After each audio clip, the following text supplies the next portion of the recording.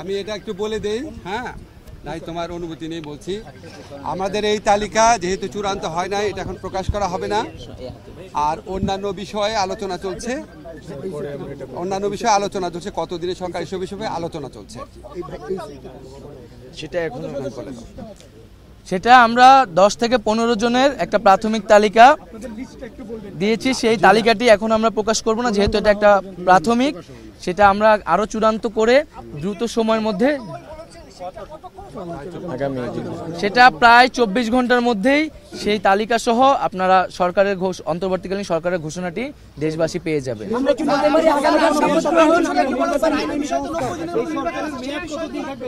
আমি একটা জিনিস বলি, আমরা একটা এক্সট্রাঅর্ডিনারি সিচুয়েশনে এই সরকার গঠন করতে যাচ্ছি। এক্সট্রাঅর্ডিনারি সিচুয়েশনে সরকার গঠনের ক্ষেত্রে বিভিন্নভাবে এটাকে বৈধতা দেওয়ার সাংবিধানিক রীতি আছে, নিয়ম আছে, সেটা ফলো করা হবে। সরকারের মেয়াদ এখনই ঠিক করা হয়নি, ওইটা আমাদের এই ছাত্র জনতা, আমাদের যারা সমন্বয়করা, ওনাদের প্রস্তাব ক্রমে ডক্টর মোহাম্মদ ইউনূসকে তত্ত্বাবধায়ক সরকারের প্রধান হিসাবে আমাদের রাষ্ট্রপতিও সম্মতি জানিয়েছেন। অন্তর্বর্তীকালীন সরকার হিসেবে উনি আসার পর এই ব্যাপারে একটা ঘোষণা আসবে। আমি আপনাদেরকে অনেক কথা বলি অনেক ব্যাপারে, আজকে আমি শুধু দুটা কথা বলার জন্য আসছি। একটা হচ্ছে, আমি আমাদের ছাত্র যারা সমন্বয়ক আছে, নাহিদ, আসিফ, তারপরে আপনার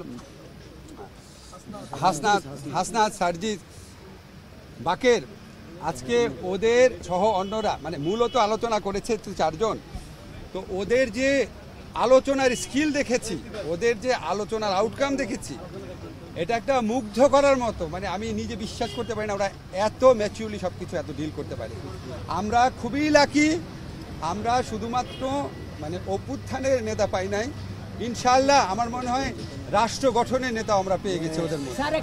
আরেকটা কথা এটা আমাদেরকে বলতেই হবে, আমাদের সেনাবাহিনী, আমাদের নৌবাহিনী, আমাদের বিমান বাহিনী, ওনারা অত্যন্ত আন্তরিকতার সাথে আলোচনা করেছেন এবং আমাদের কাছে ওদের সম্পর্কে এত প্রশংসা করেছেন।